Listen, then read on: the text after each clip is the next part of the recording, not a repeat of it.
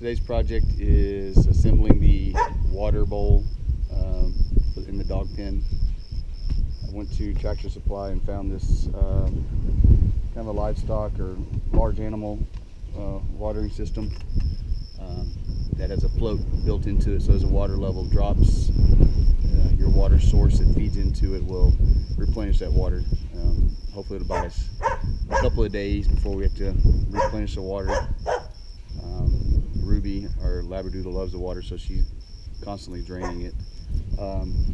Anyway, so I've had this sitting in here, this water bucket.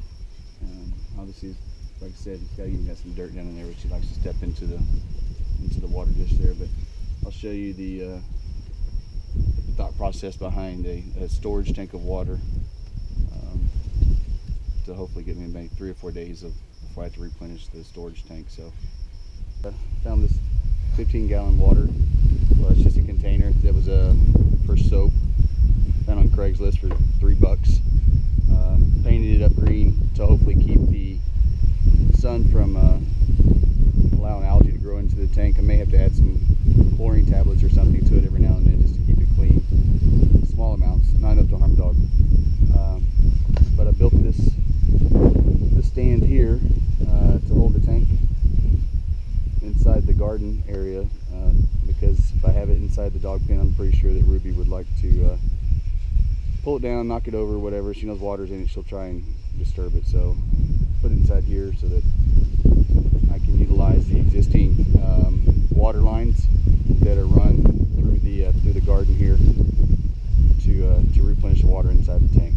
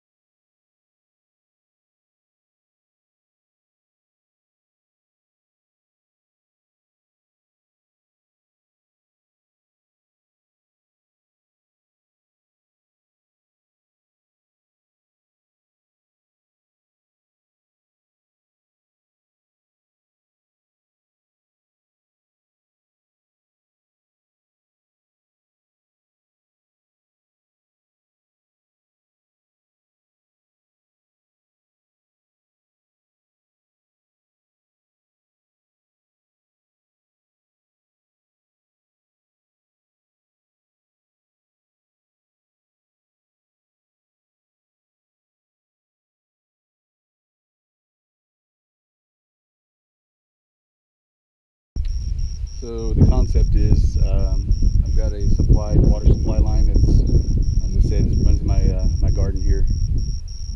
These are all just going to be dry fit. I'm not going to glue them. There's no pressure on this. It's just I bought this cap here at my favorite Home Depot, and feed this 1/2-inch line into it. So this is free flowing here. There's no pressure backed up. So I'm not going to glue any of this, because I imagine I'm probably going to replace this over time. It'll fade, sun cracked. And then I bought this spigot here that's just a 3/4 inch brass spigot that fits into the threads of the tank. And then I've got the gravity feed line that will come down into the bucket. So as the water level drops in here, the float drops, opens the valve, and allows water to drain from the storage tank into the water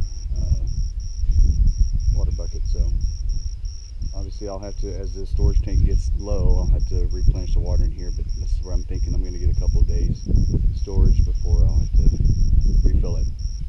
And so let's see how it works.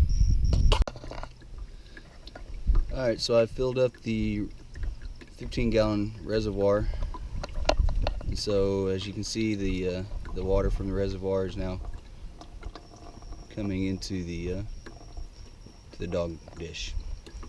And yes, I will clean the dog dish out. There's some nasty water there. Nasty. And finished product. I did actually go back and glue these joints.